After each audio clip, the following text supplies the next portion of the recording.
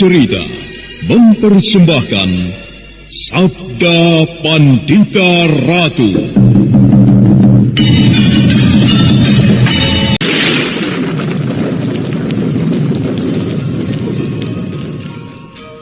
Sabda Pandita Ratu. Naskah ditulis oleh Pondra Swasti Langit, diolah oleh Agung Bahrodi, didukung oleh artis-artis terkemuka Ferry Fadli, Eli Ermawati, M. Abud, Ivone Rose, dan lain-lain. Teknik dan montase Ibing Arifin, dengan sutradara Dian Pertiwi.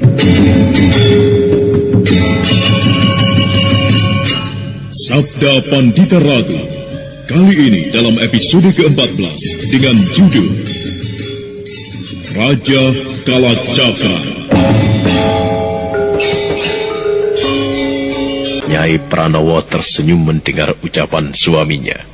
Dia mengerti apa maksudnya.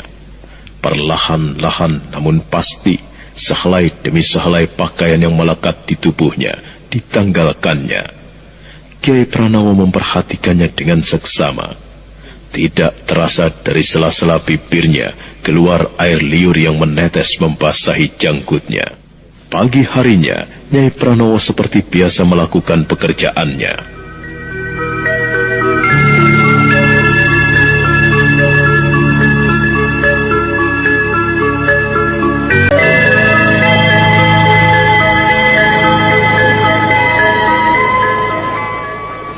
Pagi ini kau kelihatan cerah sekali, Biung. Nini Pinaka, bisa saja. Kemana Kiai Pranowo? Seperti yang dikatakan Tuan Brahmana Logawe semalam, ikut ke hutan untuk mencari bahan jamu. Oh, Biung sendiri membuat apa itu? Biung membuat jamu untuk Biung sendiri. Sudah lama Biung tidak membuat. Sekarang ingin mencobanya lagi. Khasiat jamu godogan ini akan terasa segar di tubuh. Wajah berseri-seri dan segar. Biung sudah minum barang 1 gelas rupanya. Iya. Pantas wajah Biung berseri-seri. Nini. Biung, aku ingin ke pantai. Para meswara aku ajak. Jangan terlampau lama, Nini. Angin laut tidak terlampau baik. Iya.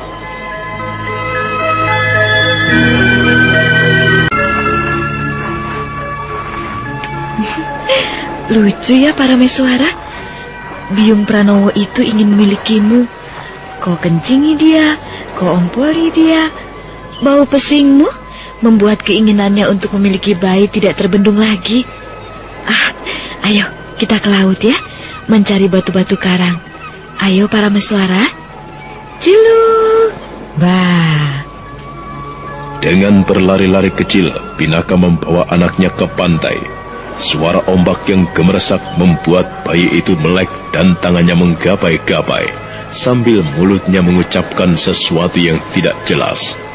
Air liur meleleh dari sudut bibirnya yang mungil, dan dengan segenap rasa sayang, Pinaka membasuhnya.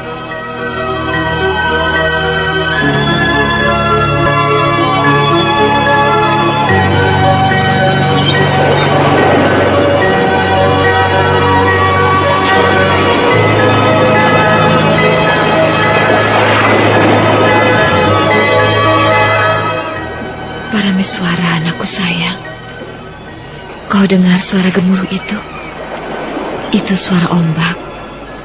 Ombak adalah gulungan air laut yang berkejaran susul menyusul. Jika pecah, seperti yang kau dengar itulah. Kelak kau harus seperti ombak. Kau mempunyai ketelatenan dan keguguhan sikap laksana ombak. Di sana ada tebing karang para meswara. Namun setiap hari digembur ombak. Tebing karang itu kelak pasti akan runtuh pula. Nah, di sanalah, di tempat yang maha luas tidak bertepi, di bagian dari dunia ini, kelak kau akan hidup dengan berbagai masalah. Akan tetapi, kau harus dan akan mampu menghadapi apapun.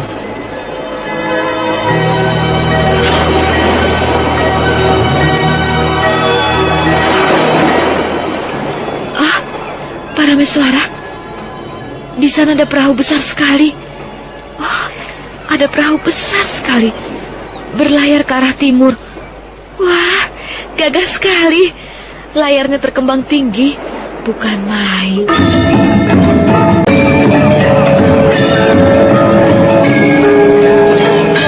Jauh di tengah laut, tampak sebuah perahu besar yang melaju dengan tenaga tarikan angin pada layar, melaju ke arah timur. Pinaka Swasti Ratu memandangnya tanpa bosan. Seumur-umur, memang baru kali itulah dia melihat sebuah perahu yang sangat besar.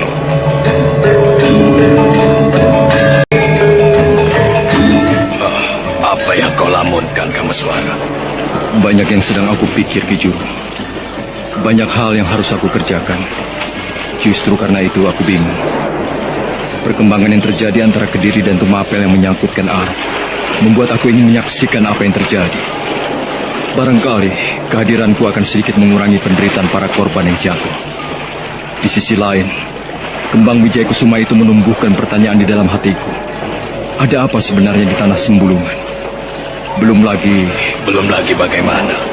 Persoalan perempuan yang bernama Uma Durga yang membayang-bayangi Pinaka itu juga memerlukan perhatianku. Aku bingung, Ki Juru. Ya, aku mengerti. Akan tetapi kau harus ingat, Kameswara, bahwa kau hanya memiliki 2 buah kaki dan 2 buah tangan. Jangan lupa hal itu.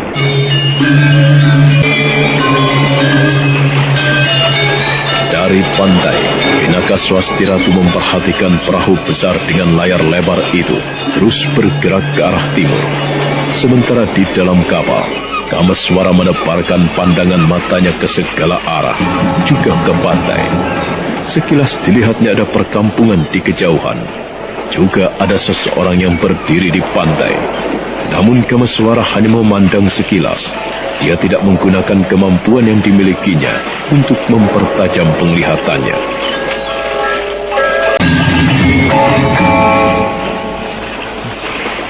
Banyak masalah yang aku hadapi.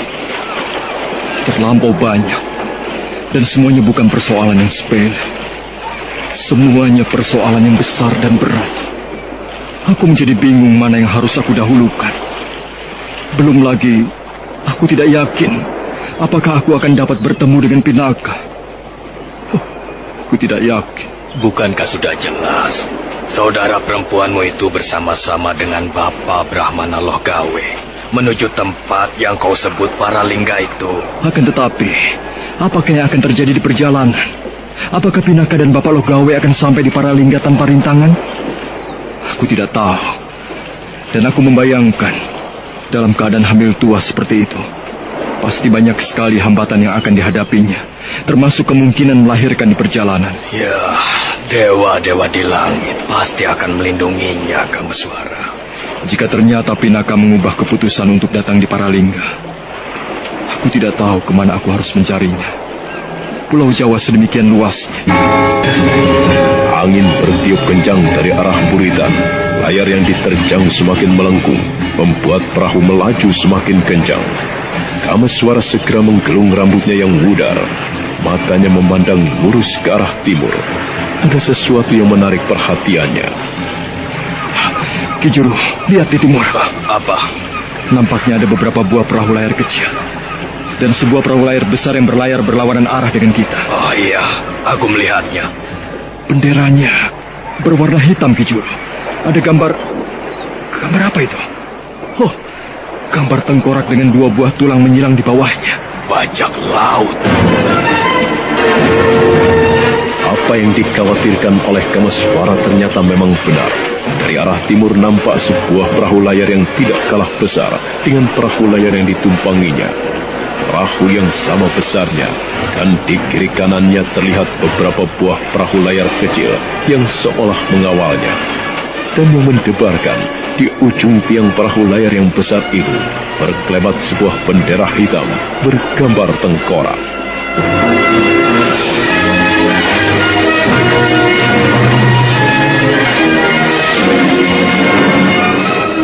Tuan, saya melapor. Ada apa? Bajak laut, Tuan. Apa? Segerombolan bajak laut berlayar dari arah timur menyongsong kita, Tuan. Ke barat? Apa yang akan kita lakukan, Tuhan? Segera bunyikan tanda bahaya. Kita tidak akan menyerah begitu saja. Perintahkan semua orang untuk bersiap siaga. Baik, Tuan. Saya akan segera menyembunyikan tanah bahaya.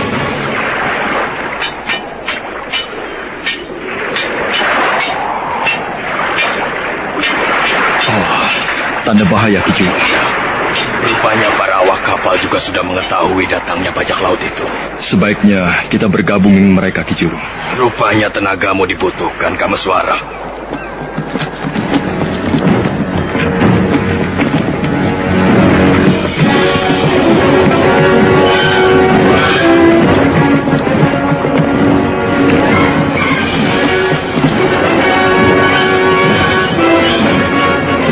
Demikianlah, semuanya segera bergerak cepat dan terengginas. Para penumpang kapal segera diamankan di ruang khusus. Demikian juga dengan anak-anak dan wanita. Mereka mendapatkan pengawalan dan perlindungan yang ketat. Beberapa anak buah awak kapal itu nampaknya juga mengerti bela diri. Mereka segera mempersiapkan diri. Di pinggang masing-masing telah terselip pedang panjang. Dan kemudian juga anak panah yang tidak terhitung jumlahnya. Pada ujung anak panah terdapat lilitan kain yang kemudian segera dicelupkan ke dalam minyak tanah. Seseorang kemudian segera membuat api pada ublik yang akan dipergunakan menyalakan anak panah itu.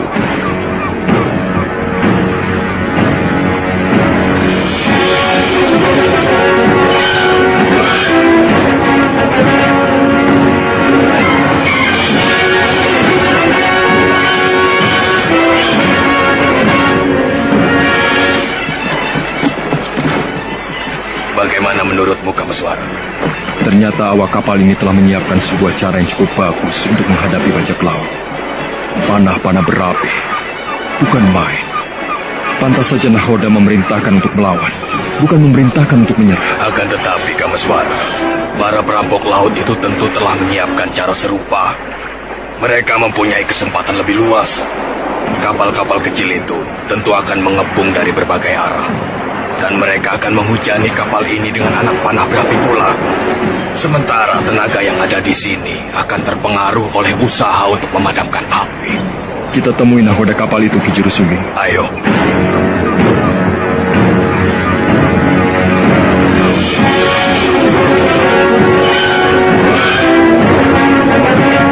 Ternyata apa yang terjadi di tengah laut itu menarik perhatian Pinaka Swasti Ratu yang tetap berdiri di bibir pantai. Kapal yang semula dilihatnya telah berada jauh di timur dan nampak semakin kecil. Namun kedatangan kapal yang lain dengan perahu-perahu kecil yang mengawal masih bisa dilihat oleh Pinaka. Bajak laut Parameswara, ini sebuah pelajaran pertama untukmu. Bahwa perampok dan begal tidak hanya berada di darat. Orang-orang busuk itu ternyata berada di laut pula. Lihat anakku, kapal yang baru saja kita lihat berlayar ke arah timur sekarang sedang mengalami kesulitan. Apa? Kau bertanya mengapa kita tidak menolongnya? Oh, kita berada di daratan Parameswara, mereka di laut dan jauh sekali. Kita tidak bisa ikut campur, kecuali hanya menyaksikan dari tempat ini.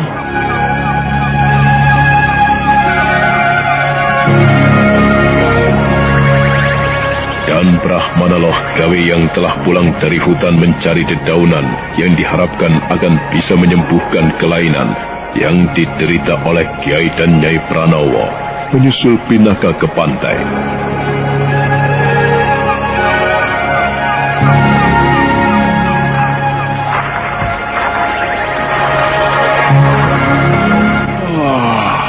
Apa yang menjadi perhatianmu, Nyai? Bajak laut, Bapak. Hah?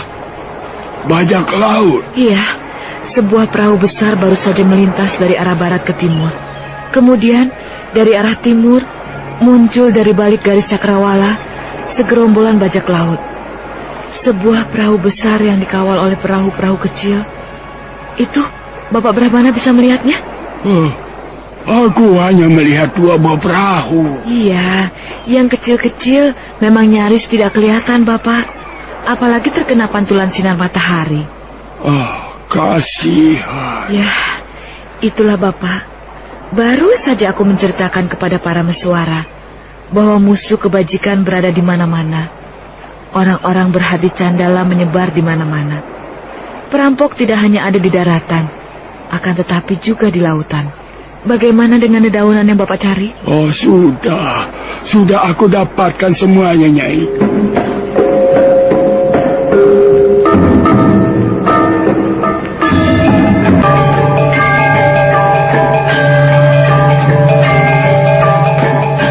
Memusatkan segenap perhatiannya pada ketajaman tatapan matanya, Pinaka Swasti Ratu yang kemudian ditemani Brahmana Loh Gawe memandang ke arah perahu layar besar yang sedang mengalami kesulitan karena dihadang oleh perampok laut.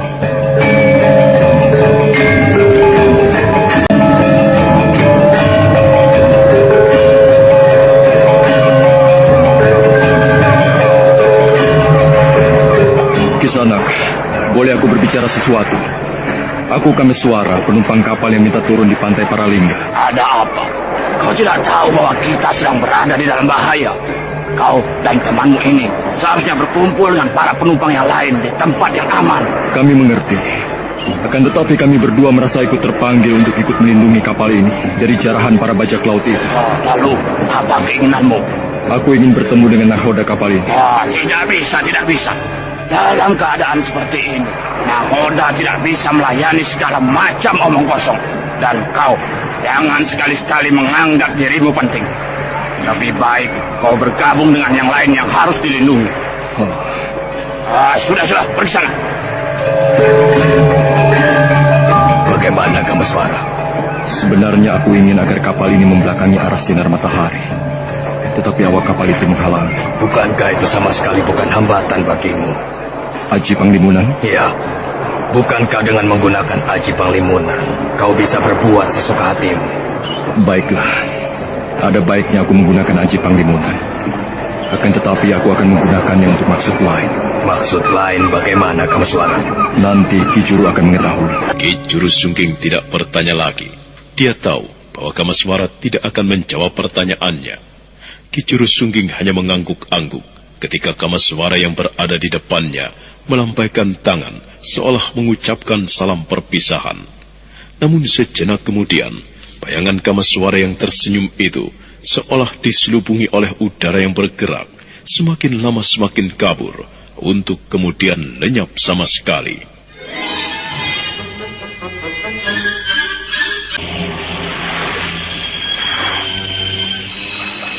Kameswara, kau masih ada di situ. Aku akan berusaha melakukan sesuatu, Ki Juru. Semoga apa yang akan kulakukan ini akan mampu mencegah korban yang berjatuhan dan akan membuat jera para bajak laut itu agar tidak mengulangi perbuatannya. Apa yang bisa aku kerjakan, Kameswara? Mungkin Ki Juru bisa membantu menghujani kapal laut yang paling besar itu dengan panah api. Baik. King kemudian melangkah, mengambil busur yang tersedia dan menyiapkan anak panah.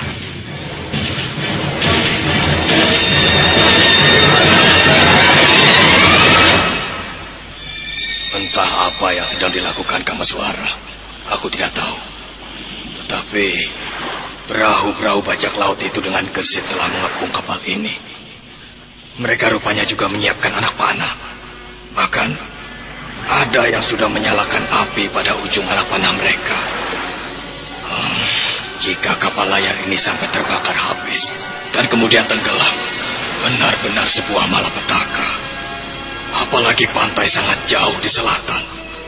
Perenang yang paling ulung sekalipun belum tentu mampu berenang sampai di pantai. Kasihan anak-anak dan perempuan. Kameswara, semoga kau berhasil dengan usahamu.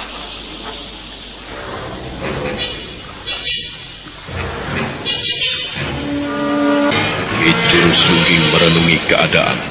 Tangan kirinya telah memegang busur dengan anak panah telah melekat pada tali yang siap terentang. Sementara itu, perahu-perahu kecil telah menempatkan diri, mengepung, namun mereka belum berbuat sesuatu. Awak kapal yang ditumpangi Ki Juru Sungging juga memilih menunggu sebelum mendapat aba-aba dari nahoda kapal. Juru Sungging melihat nahoda itu akhirnya keluar dan berdiri di anjungan. Para bajak laut, sebaiknya kalian jangan mengganggu kami. Biarkan kami lewat. Tidak ada jawaban. Ki Jurusungging memperhatikan ke arah kapal bajak laut yang paling besar, tetapi juga tidak terdengar jawaban. Ki Jurusungging dan segenap awak kapal tetap menunggu. Dan sekali lagi, nakoda kapal dagang itu berteriak lantang.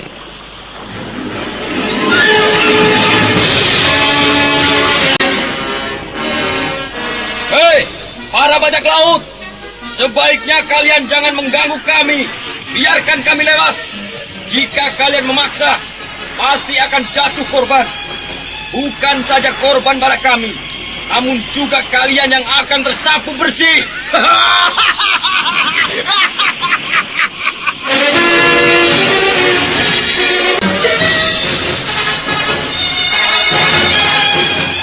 Akhirnya Ki Jurusungging dan segenap awak kapal itu melihat pimpinan bajak laut keluar dan berdiri di atas anjungan nakoda. Tubuhnya ternyata sesuai dengan jabatannya, tinggi besar dengan pakaian serba hitam, memegang pedang panjang yang dipergunakan sebagai tongkat setinggi pinggang. Bajak laut itu menggunakan ikat kepala berwarna hitam, dan yang lebih sangar lagi adalah matanya hanya satu. Mata kanan bajak laut itu cacat, sedang pada keningnya terlihat bekas luka melintang.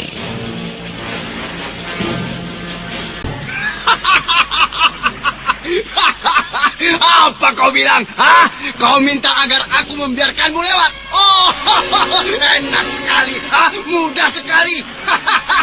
Boleh kau lewat. Tetapi tinggalkan perahu layarmu dengan segenap isinya, termasuk perempuan-perempuan muda dan anak-anak, juga awak kapalmu semuanya. Yang tentu akan menjadi uang kalau aku jual sebagai budak-budak. Sekali lagi sebaiknya kau pertimbangkan. Jangan ganggu kami. Mungkin kau pernah mendengar cerita tentang segerombolan bajak laut yang mencoba merampok kami di perairan Jimbaran.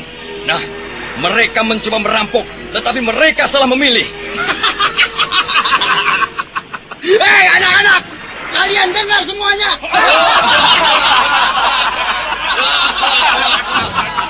Aku ingatkan kepadamu, menyerah saja daripada kapalmu yang bagus itu dilumuri oleh darah.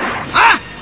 Kau boleh turun dan berenang ke pantai untuk menyelamatkan diri. Tetapi kapalmu dengan segenap anak buahmu menjadi milikku. Itu tidak mungkin. Itu tidak mungkin. Anak-anak, jadikan yang tidak mungkin itu menjadi mungkin. Siapkan anak panah berapi. Hujani kapal itu dengan panah api. Siapkan. Kawan-kawan, jangan biarkan kapalmu dijamah. Hadapi mereka. Jantung Ki Jurusungging berdegup sedikit lebih kencang. Segenap penumpang kapal layar itu menjadi tegang. Para bajak laut sudah merentangkan busur, dan api juga sudah menyala di ujung busur yang dililit kain dan telah dicelupkan ke dalam minyak. Sebaliknya, para awak kapal layar itu juga sudah melakukan hal serupa. Anak panah telah terentang, dan api juga sudah menyala.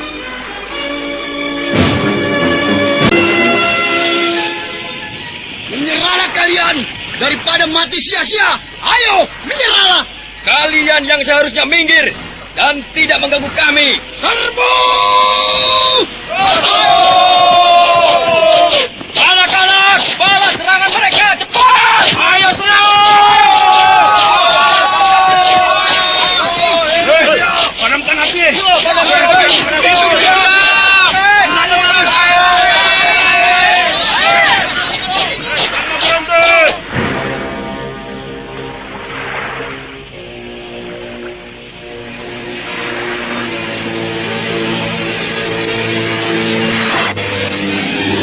Kegaduhan segera menjalar, berbau teriakan-teriakan kemarahan, usaha memadamkan api, atau jeritan karena seseorang telah disambar oleh anak panah. Dan korban kemudian berjatuhan, baik di pihak bajak laut yang nekat mendekati kapal, atau di pihak awak kapal yang sedang dirampok. Dan di sebuah ruangan, para perempuan dan anak-anak menangis ketakutan. Namun pada saat itu, pimpinan bajak laut yang tertawa-tawa tiba-tiba terkejut ketika merasakan sesuatu melekat di tengkuknya.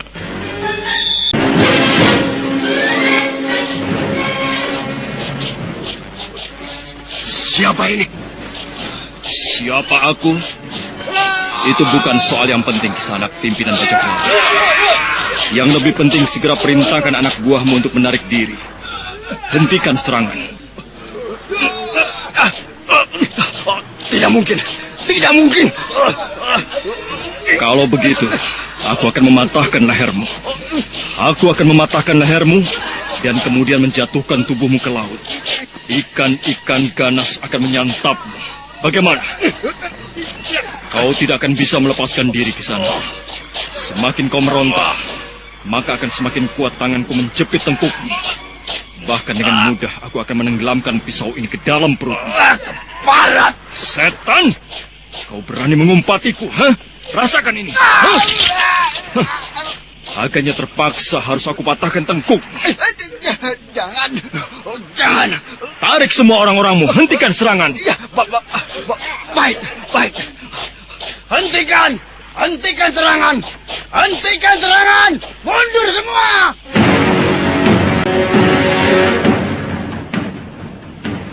Perintah itu sungguh tidak terduga-duga.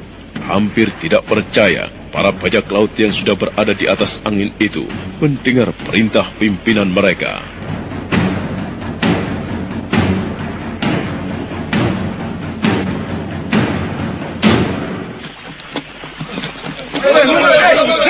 Apa yang terjadi? Entahlah, aku tidak tahu. Siapa orang itu?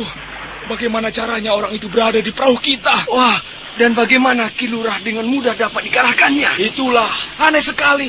Sulit dipercaya peristiwa ini benar-benar terjadi. Lihat, nampaknya pimpinan kita benar-benar dikuasainya. Dan rasa kaget itu tidak hanya melanda para bajak laut, namun juga nahkoda kapal layar yang dikepung dengan segenap anak buahnya juga terkejut. Mereka sibuk menduga-duga apa sebenarnya yang sedang terjadi.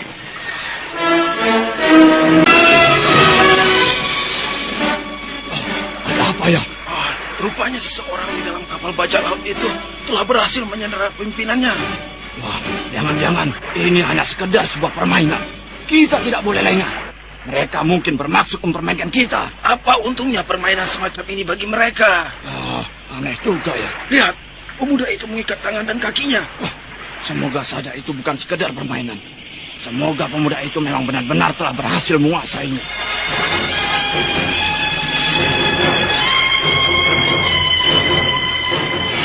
Kameswara, bukan main. Dengan cara bagaimana ia bisa berada di kapal itu? Ia telah menguasai pimpinan bajak laut itu.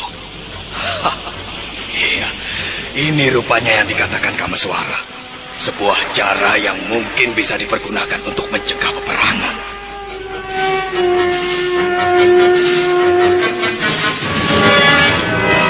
Maka kemudian suasana menjadi hening. Semua perhatian tertuju kepada Kameswara yang telah berhasil menguasai pimpinan bajak laut.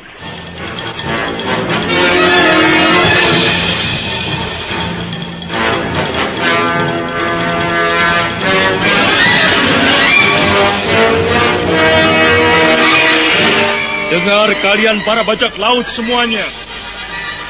Jika kalian berani membantah perintahku, maka dengan sangat mudah, tidak sesulit membalik tangan, aku akan memotong leher pimpinanmu ini. Dengan mudah pula aku akan menceburkan tubuhnya ke laut. Aku minta semua senjata kalian dibuang ke laut sekarang juga. Semua senjata yang kalian pegang buang ke laut. Cepat! Bagaimana ini? Senjata. Jangan dituruti. Oh, kalian keberatan rupanya. Baik. Aku juga tidak akan segan-segan membuktikan ancamanku. Aku akan membunuh pimpinanmu yang sudah banyak berbuat dosa ini. Membunuh, merampok, dan perbuatan kotor lainnya.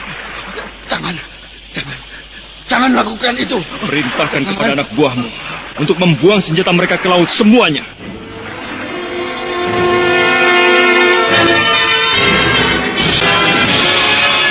Kameswara memegang pedang yang digenggamnya tinggi-tinggi. Demikian tangan itu terayun. Tubuh pimpinan perampok itu tentu terbabat. Para bajak laut menjadi sangat tegang. Mereka kebingungan.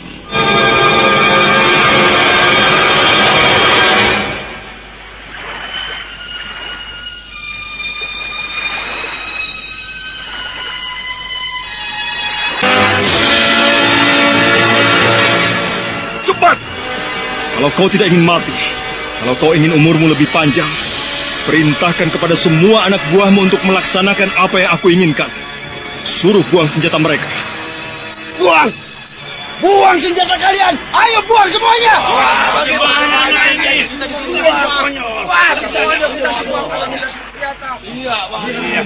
Ayo! Cepat buang senjata kalian ke laut! Cepat!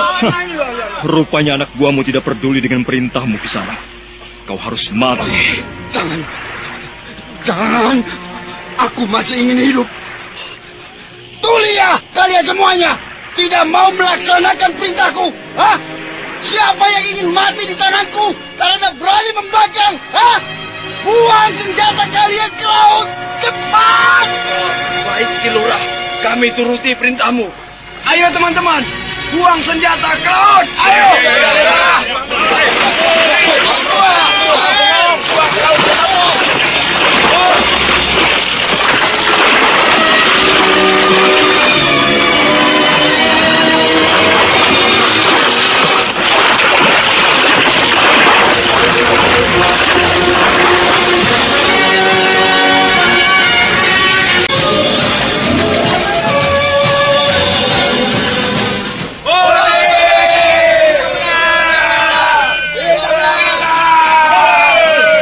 Cukup! Aku menghendaki semua senjata dibuang ke laut. Busur-busur dan anak panah adalah termasuk senjata. Buang ke laut semuanya! Gila. Busur dan anak panah juga suruh buang ke laut. Cepat! Atau pimpinan kalian akan mengalami nasib buruk. Cepat buang busur dan anak panah ke laut. Tidak boleh ada yang tersisa. Diam. Kita harus membuang anak panah juga. Sial. Demi alas. Cepat kerjakan perintahku.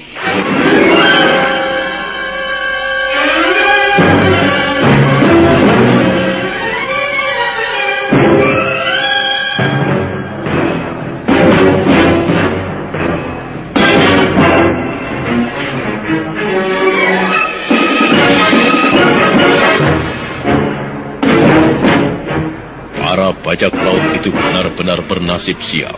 Mereka tidak mempunyai pilihan lain kecuali menuruti perintah. Dengan bersungut-sungut dan mengumpar sumpah serapah, mereka kemudian membuang segala macam senjata. Para awak kapal, termasuk nakhoda, memandang apa yang terjadi dengan sangat terpesona. Nah, apa yang akan terjadi selanjutnya? Saudara pendengar, untuk mengetahui jawabannya, ikutilah kelanjutan kisah ini dalam seri berikutnya. Sampai jumpa.